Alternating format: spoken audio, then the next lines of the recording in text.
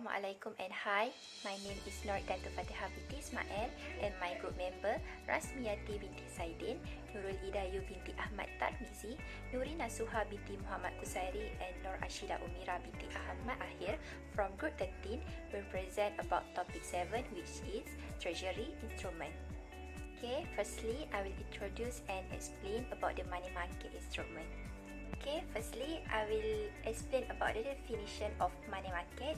Money market basically refers to a section of financial instrument market where financial instrument with high liquidity and short-term maturities traded. It has become a component of financial market for buying and selling securities of a short-term maturities which is in a 1 year or less. Usually, it used by many participants, including a company that to raise a funds. Next, I will explain about the how money market works. The money market can contribute to the economic stability and development country by providing short-term liquidity to government, to commercial banks and to the other large organizations. Okay, how money market work is, first they work by financing trade, second by central bank policies, third by growth of industry, and fourth by commercial bank self-sufficiency. Next, there are many types of instruments that we can trade in money market. First, we have bill of exchange. Second, we have negotiable instrument of deposit. Third, we have commercial paper. Fourth, we have treasury bills. Five, we have banker acceptance. And six, we have certificate of deposit. Okay, now I will explain about the type of instrument that we can trade in money market, which is first, bill of exchange. Okay, next I will explain about the definition bill of exchange. Bill of exchange is a written order used primarily by international trade bills for one party to pay a fixed sum of money to another party on demand or at a predetermined date. Bill of exchange also similar to checks and promissory notes, which they can be drawn by the individual or banks and are generally transferable by endorsement. Okay, now I will let you know who is the three party that involved in the bill of exchange process. First, we have a drawee. Second, we have a payee, and third, we have a drawer. Drawee is the party that pay the sum specified by bill of exchange. Payee is the one who receives the sum, and the drawer is the party that obligates the drawee to pay to the payee. Okay, now I will explain about how bill of exchange procedure, or we can say how it works. Okay, first step we can say when the customer pay goods with the check, so the check and the bill of exchange will be sent to the vendor. Okay, the second step, the vendor will sign the bill of exchange as the drawer and return it to the customer. Okay, the third step, the customer will possess the bill of exchange to his bank to be discounted. Okay, so the banks will credit him with the bill of exchange amount minus with the charge and discount interest. Okay, then lastly, I will explain about the type of bill exchange. Okay, on the slide we can see we have three type of bill of exchange, which is first we have a bank draft, second we have a side bank, and third we have a time draft. Okay, bank draft is a bill of exchange that issued by a bank. Side bank is a fund that are paid immediately or on a demand. And third, we have a time draft, which is funds are to be paid at a straight date in the future. Assalamualaikum and a very good day to everyone. My name is Nurina Suha binti Muhammad Kusairi. My matric number is 272654. So I am the next presenter going to talk on banker acceptance. What is actually banker acceptance? Banker acceptance is short-term issuance by a bank that guarantee payment at the later time that trade at a discount in the secondary money market. Is the history of banker acceptance.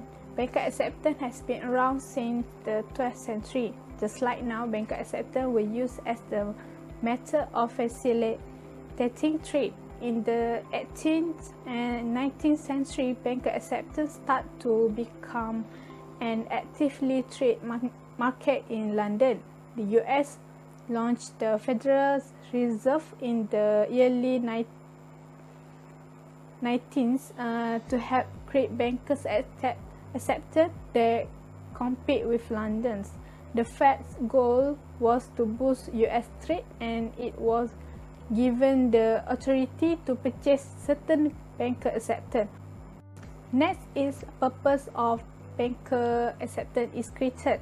Banker acceptance are time draft that a business can order from the bank if it want additional security against counterparty risk. The financial institution promised to pay the exporting firm a specific amount on the specific date, at which time it's recovered its money by debiting the importer's account. So this is how banker acceptance works.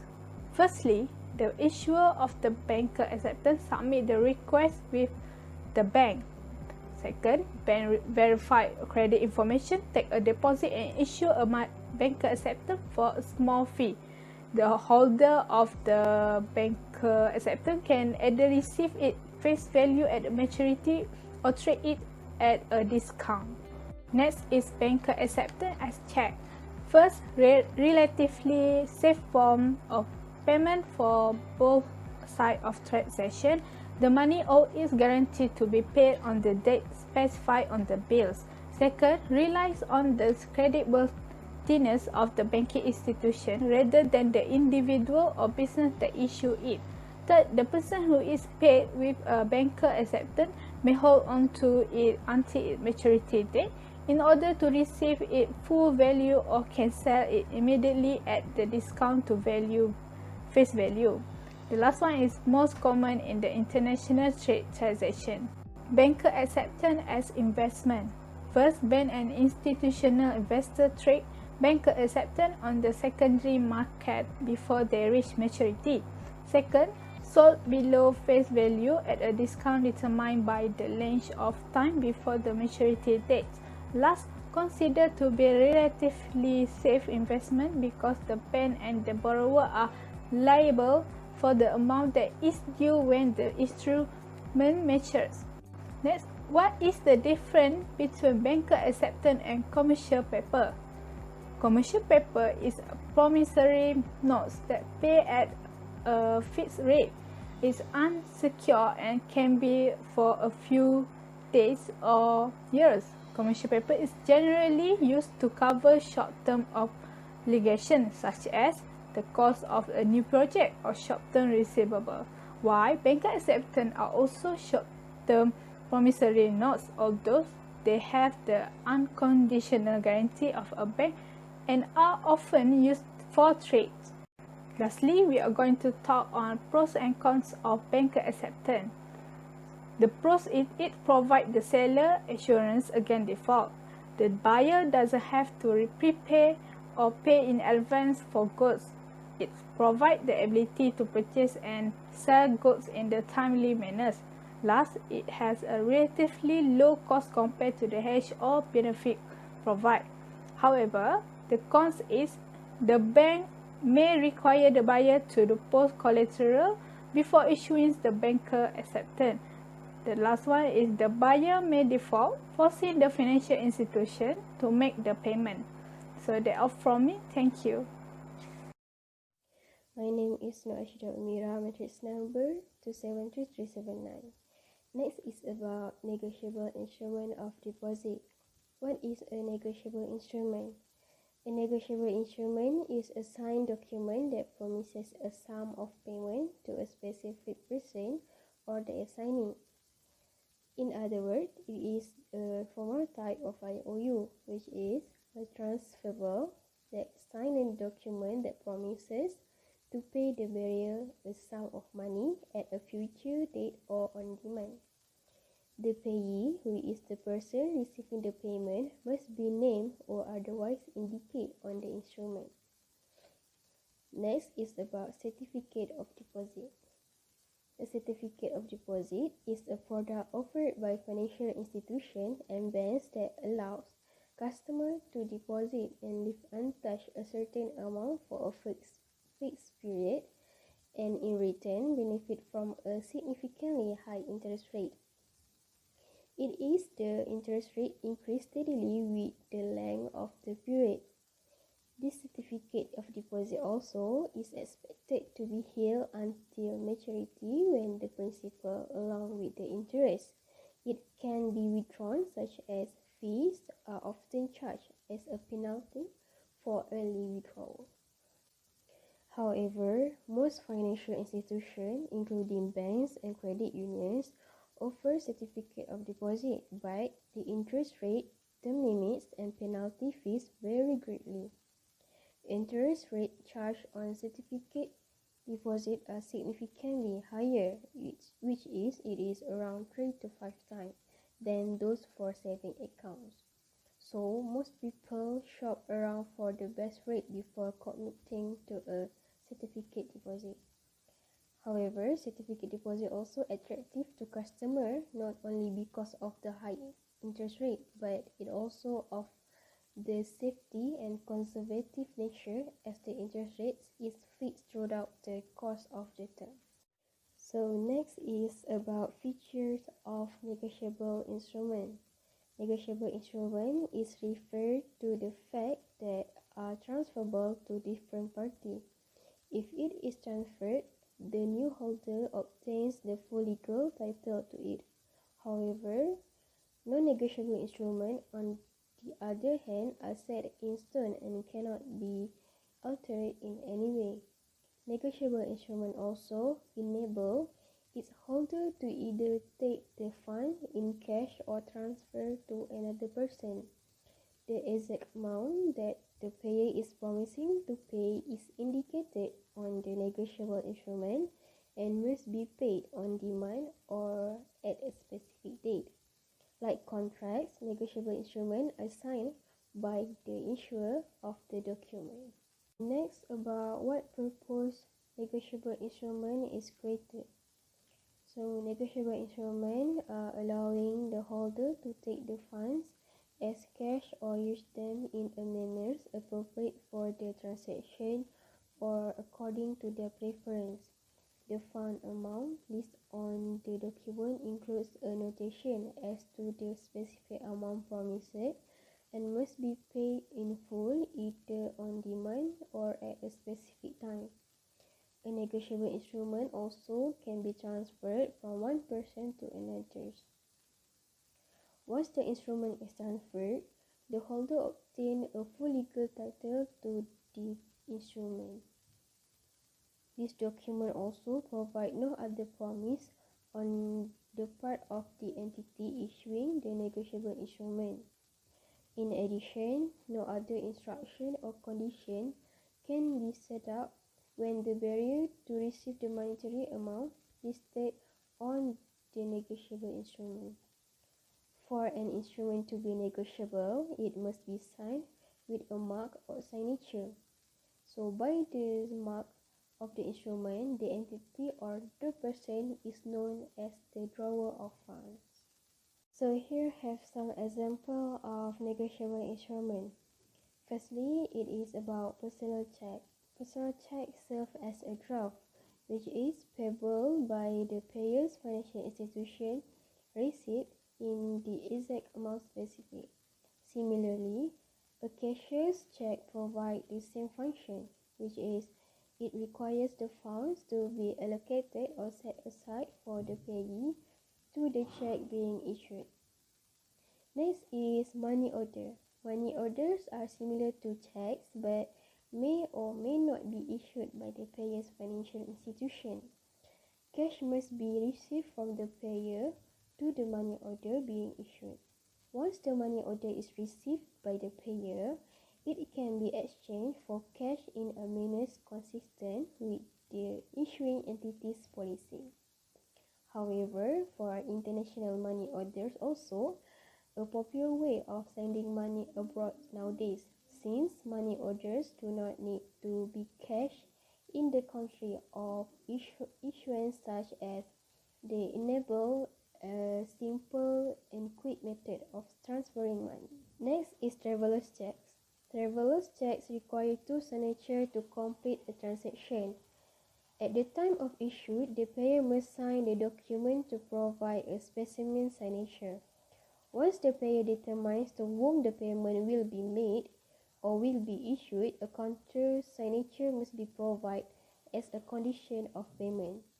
Traveler checks are generally used when the payer is traveling to a foreign country and is looking for a payment method that provides an additional level of security while traveling. So last but not least, it is about promissory notes. Promissory notes are documents that containing a written promise between party, which is the payer, is promising to pay the other party, which is the payee, for a specific amount of money at a certain date in the future. Promissory notes also contain all the relevant information for the promise, such as the specific principal amount, interest rate, term length, date of issuance, and signature of the payer. The promissory notes primarily enables individuals or corporations to obtain financing from a source other than a bank or financial institution. So next is about negotiable certificate deposit in Malaysia. Negotiable instrument deposit is products that are being offered by the financial institution in Malaysia for the first time. It is also issued and traded in the Malaysian market that can be based on either fixed, zero coupon, or floating rates, or a combination of either the three. And then about the trade in secondary market. Trading of negotiable instrument deposit in the secondary market, it can be undertaken through the following transaction, which is firstly outright sale and purchase, which result in a transfer of ownership of the negotiable instrument deposit from the seller to the buyer without recourse other than to the issuer. Second is purchase and redemption prior to maturity date that by the issuer of its own negotiable instrument deposit. And last but not least, repurchase agreement, which is repo and reverse repo, or sale and buyback agreement, whereby the first seller and the first buyer respectively. It is undertaken to repurchase and sell back the negotiable instrument deposit at an agreed price and on a specific future date. So the last part about negotiable instrument, it is advantage and the advantage of negotiable instrument. For the advantage, negotiable instrument can decrease risk of transfer, which is a sign of commercial paper contract. So the instrument will be accepted as a substitute for money. However, title holder also can see his name on the instrument. And for the disadvantage, negotiable instrument is not liquid like money or credit services. We cannot buy anything in urgency as the transfer of instrument may follow few regulations. The value of instrument change, unlike money where it is constant. The more we are away from due date, instrument value will be at discount as the buyer expects some profit for buying this instrument in return of cash which has fixed value. There are high chance of fraud in this instrument compared to money. Assalamualaikum and hi, my name is Rasmiyati binti Zaidin, metric number 256403. So next I will explain about treasury bills. So what are treasury bills or T-bills? T-bills are government bonds or debt securities with maturity of less than a year. T-bills are issued to meet short-term mismatch in receipt and expenditure. In Malaysia, there are two types of treasury bills, which is Malaysian Treasury Bills and Malaysian Islamic Treasury Bills. MTB is short-term discount securities issued by Government of Malaysia for working capital, while MITB is a short-term Islamic government securities issued based on established Sharia principles. So what is the purpose of T-bills? The purpose of T-bills is to help finance the national debt. They are a way for the government to make money from the public. People and corporations can buy treasury bills. When the government goes to the financial market to raise money, It does so by issuing two types of debt instrument, which is treasury bills and government bonds. Treasury bills are issued when the government needs money for a short period. These bills are issued only by the central government and interest on them is determined by market force. Next is treasury bills risk. Treasury bills is a risk-free rate. What is a risk-free rate? Risk-free rate is the rate of return of an investment with no risk of loss. Most often, either the current treasury bills or rate or the long-term government bond yield are used as the risk-free rate. T-bills are considered nearly free of default risk because they are fully backed by the government. Next is how is the T-bills instrument traded? Treasury bills have a maturity of 1 year or less and they do not pay interest before the expiry of the maturity period. They are sold in auction at a discount from the par value of the bills. They are offered with maturity of 1 month, 3 months, and 1 year. Next is benefit of treasury bills. There are many reasons why treasury bills are popular. Not only are they affordable enough that almost anyone can buy one, it also can be purchased by government agencies, associations, enterprise, corporations, small business, and individual investors with surplus income or funds. They also offer fast returns and they are simple, easy to understand, and very reliable. Additionally, the money you gain from investing in treasury bills is exempt from state and local tax. However, you do have to pay the federal income tax on it. T-bills are also a highly liquid form of investment. This means that they are easily tradable. They can be sold on the secondary market and easily convert into cash. If you sell a bill on the secondary market, you sell it to someone else instead of waiting for it to mature. T-bills also including low level of risk, zero chance of default, and convenience. They are easy to order online and through a brokerage firm. Holders also save on local and state income tax. T-bills offer benefits to government as well, helping them to meet their borrowing requirement in a cost-effective way. Moreover, T-bills are marketable, liquid security with guaranteed returns. It is popular with customers because of the fact that it is easy to invest in T-bills. There is a choice of product with the different terms including 1 year, 6 months, and 3 months maturity. And it also the safest investment instrument since it is virtually risk-free and many use it to diversify their investment portfolio. Next is the disadvantages of treasury bills. One of the only downside to treasury bills is that the returns are smaller than those from many other forms of investment. This is because they are so low risk. T-bills also not offered frequently. The treasury offers them 4 times a year, which makes the secondary market a good place to buy treasury securities. In this way, customers pay a commission which lowers their return. The fact that this product have a short maturity means that customers are constantly on the lookout for new ways to invest their surplus income. Where and how can you have access to this instrument? You can purchase the treasury bills at a bank, through a dealer or broker, or at the online form website. T-bills are issued through an auction bidding process which occurs weekly. Treasury bills are now issued only in electronic form, through they used to be the paper bills. Thank you. Okay, Assalamualaikum. My name is Bwbb3073 and my metric number 264674. So today I will present about commercial paper, which is a commonly used type of unsecured short-term debt instrument issued by corporations, typically used for the financing of payroll, accounts payable, inventories, and meeting other short-term liabilities. So, the purpose of creation, commercial paper is sold to provide seasonal and working capital for corporations to provide bridge financing until longer-term securities are sold or until money is expected to be received, such as tax receipts, and finance the purchase of other securities. So how the commercial paper is treated? So firstly, the issuer can market the securities directly to a buy and hold investors such as most money market funds.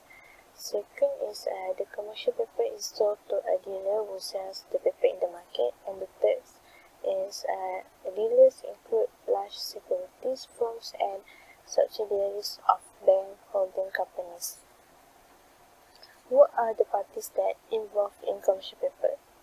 There are two basic types of commercial paper, which are draft and notes. So the notes is a two-party instrument whereby one person is making promise to pay money to a second person, which is a payee. The notes might be a promissory note. So the draft is a third-party instrument whereby one person is drawer while will directs to a second drawee to pay money to third payee. Rights of each parties in commercial paper. The first one is the maker of a promissory note, which is the individual who has originally promised to pay, and the maker must meet this obligation when payment. So the drawer of a check or draft, the bank to pay and promise to pay the amount of the instrument, only open notification of a refusal by the drawee to accept the paper when properly present for payment. And the third one is the drawee of draft or check, which is has primary liability to the holder and individual who has lawfully acquired possession and is entitled to payment, open acceptance of the instrument by the drawee. Risks associated with commercial paper. In commercial paper have two risks, which is credit risk and liquidity risk. So for the credit risk, the main credit risk stems from rollover risk, which is when the issuer may not be able to sell new paper to pay for maturing paper because the market has changed or the credit rating of the issuer has been downgraded. And for liquidity risk, the ability of a security to be converted into cash at a price that reflects its fair value. And liquidity reflects how easily a security can be bought or sold in the market. For rewards and benefits, there are three keywords or benefit, which is low risk of default, which is the companies that issue commercial paper are large, credit-worthy corporations, and the paper often gets ratings from ratings agencies. The second one is allows for portfolio diversification for investors, which is debt securities like commercial paper are an effective way for investors to diversify their portfolio and offset higher risk investment like stocks. And the third one is affordable short-term capital for companies. For companies, commercial papers serve as an affordable and quick way to get the cash they need for operating expenses and other short-term expenses. Pricing mechanism for commercial paper. So the first one is the Federal Reserve Board posts the current rates being paid by commercial paper on its website, and statistical release daily weekdays Monday through Friday at 4:15 p.m. The second is the data used for this publication are taken from the Depository Trust and Clearing Corporation (DTCC). The rates are calculated based on the estimate relationship between the coupon rates of new issues and their maturities. And the third one is figures for each outstanding commercial paper issue are also available at the close of business every Wednesday and on the last business day of every month. How is the commercial paper is traded?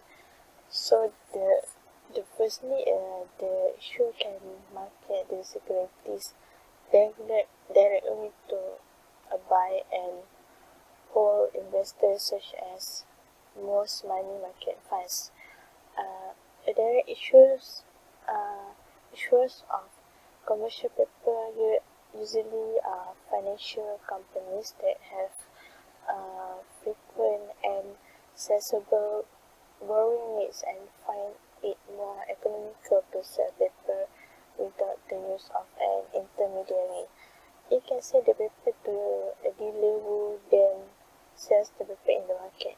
And the dealer market for commercial paper involves large securities banks and subsidiaries of bank holding companies. So where and how can you have access to the instrument? So commercial paper is a common form of unsecured short-term debt issued by a corporation, which is typically issued for the financing of payroll, accountable inventories, and meeting other short-term liability, and is typically issued by large bank or corporation to cover short-term receivables and meet short-term financial obligations such as funding for a new project. How does the commercial paper use in a bank treasury operation? So, commercial paper is a lower cost alternative to a line of credit with a bank.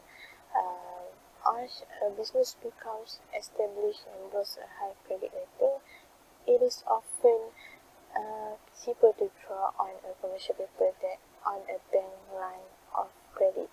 Banks often charge fees for the amount of the line of the credit does not have balance because under the capital regulatory regime set out by the Basel Accords, banks must anticipate that such unused lines of credit will be drawn open if a company gets into financial distress. So the last one is, are there any official guidelines regulating this instrument? So in 1989, commercial paper introduced as money market instrument. Non-banking companies acceptance of deposits through commercial paper directions 1989, and January 1, 1990, commercial paper formally introduced in the market. June 30, 2001, FIMMDA Operational Guidelines 2017, Reserve Bank Commercial Paper Directions 2017, FIMMDA Operational Guidelines, and last one in March 31, 2020, FIMMDA Operational Guidelines effective from April 1. That's all from me. Thank you.